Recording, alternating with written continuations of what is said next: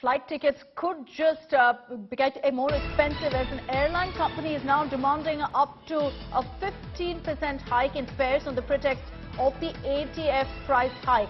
They've sought the government intervention. This is SpiceJet, which has put out a statement saying a minimum of 10 to 15% increase in fares is required to ensure that cost of operations are better sustained. They've cited that aviation turbine fuel prices have increased by more than 120% since June 2021, which is why they're saying that we must see a rise in ticket prices as well.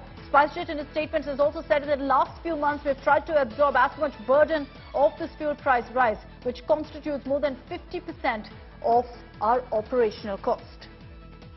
Paulami Saha is joining us with more details on this. So Paulami, more and more airlines now saying that there must be an increase in airfares. Is that something that looks likely that the government could give the go-ahead for? Well, as far as setting the price is concerned, Akshita, that is the airlines and their prerogative.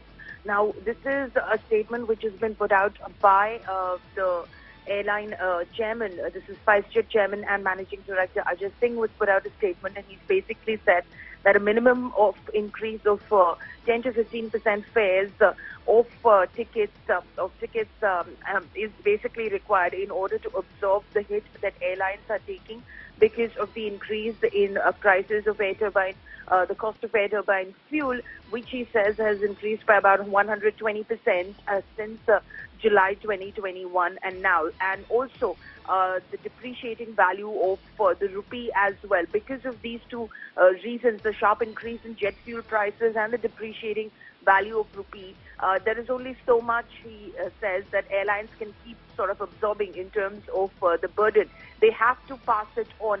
They have to eventually pass it on to the passengers, and hence, in order to deal with this blow that they continue to face, they will have to pass it on to passengers, and that amounts to about, as per SpiceJet, at least to about 10 to 15% increase in fares.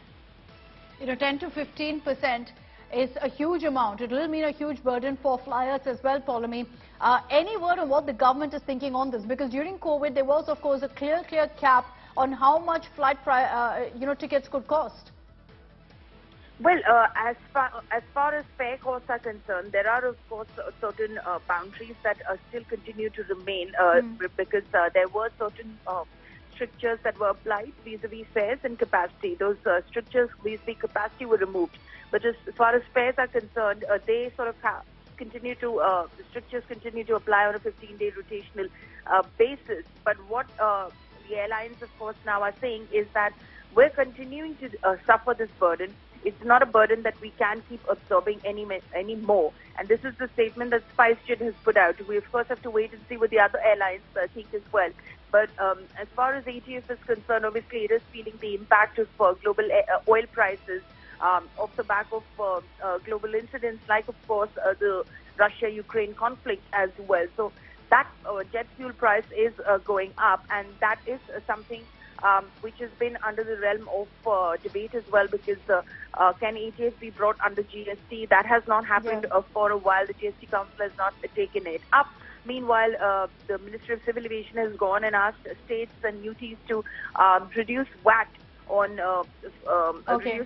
jet fuel, which many states have done. About 15 states and UTs have done, but not all. But that doesn't significantly bring down the cost.